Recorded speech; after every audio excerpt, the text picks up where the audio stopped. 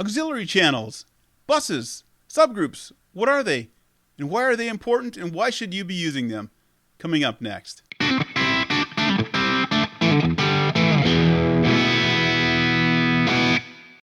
Hey, it's Fergie with RecordingCrave.com. Thank you so much for tuning in today. As always, I appreciate it so much, and I'd love it if you would subscribe to the channel. That'd be awesome.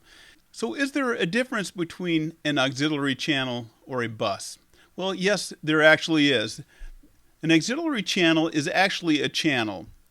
The bus is the route that your audio channels take to get to the auxiliary.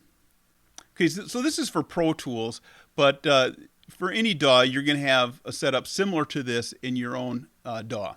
So what Pro Tools does, if you come up here, they have an in and out section under Setup and the I/O.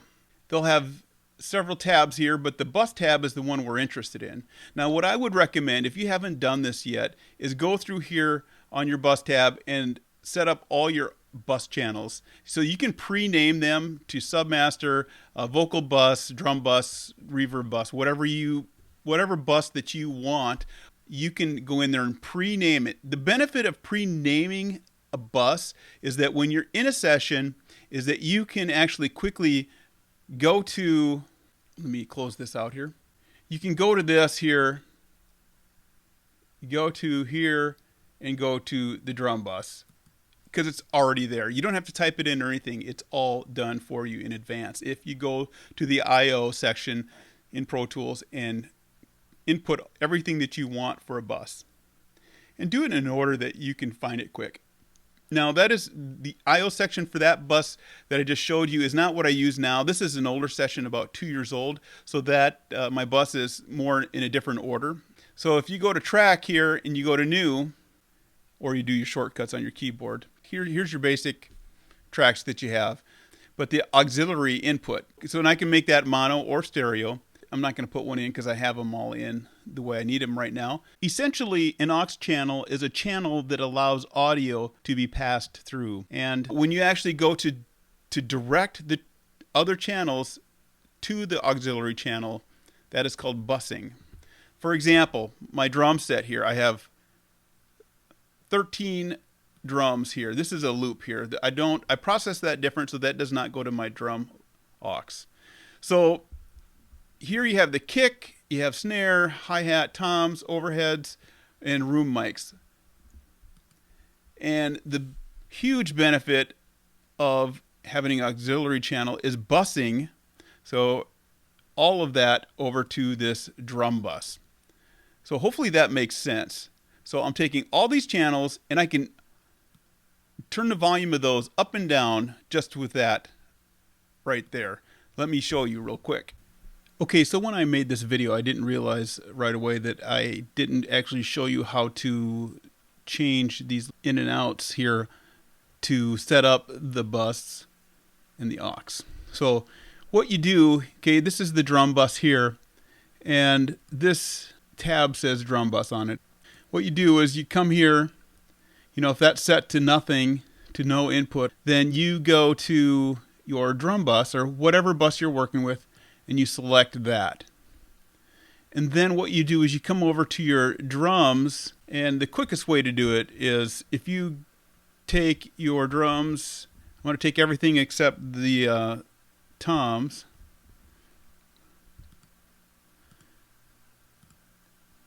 you got all those selected. If you're using a Mac in Pro Tools, what you can do is push Shift and Alt and then select this. And let's just switch it to Submaster real quick. I don't want to route it there, but I want to show you how this works. So everything switched to Submaster that I had highlighted there. When you open the session, everything's routed to the master fader. When you start and you want to send those drums to the drum bus, you select the ones you want to send. You come up to whichever one you want. It can be anything that's highlighted here. Push Shift, Alt, select, and then find your drum bus. Right here, click on it, and all these changed to drum bus. And that's how you set up a bus. Pretty quick, pretty easy.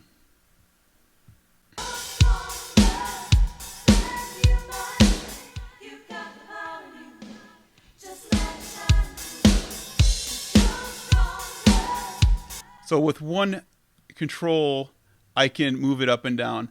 And some of you might be saying, well, Brett, why don't you just group the channels together and then you can move them up and down? Well, I could do that, but if I have any automation done on the channels themselves, I can't do that anymore. But with this drum bus, I can move that volume up and down for the entire drum set. Now, I have one little detail on my drums that I don't always do, but with this drummer I do because he has a big drum set. So he's got toms 1, 2, 3, 4, 5. I will send those toms to a separate bus here. And you're saying, Brett, well, I heard you turn things down here. How come your toms went down? Well, those went down because I take those toms and then I send them back to the drum bus. So that's simple as that. So, but I can control his toms with this one fader. Because once these are set, I don't want to have to move them again. Especially if the automation's done, I can just move them all 5 toms at once with that. And then the whole drum set, including the toms with this. So then the other huge benefit of having aux channels is your verbs. I had a friend who would put a verb on every channel that he had, and then his computer or his session would crash, and then he was wondering why his session would crash. I'm like, have you ever tried putting your reverbs on an aux channel? He goes, no, and he wasn't sure how to do it. So I showed him how to do it, and he had a lot less crashes after that. So what the huge benefit of that is using less resources on your session or your computer. Let's go over here. So here's my acoustics, got them soloed up, and here's my acoustic channel.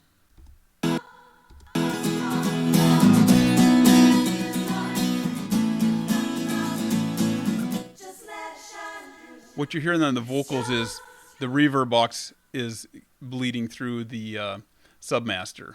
That's what's going on there. Stronger than you might think. You got the power. Just let it shine through. I have 4 electric guitars, and I can control them with this one bus. And I can put additional processing on here. I can experiment with processing.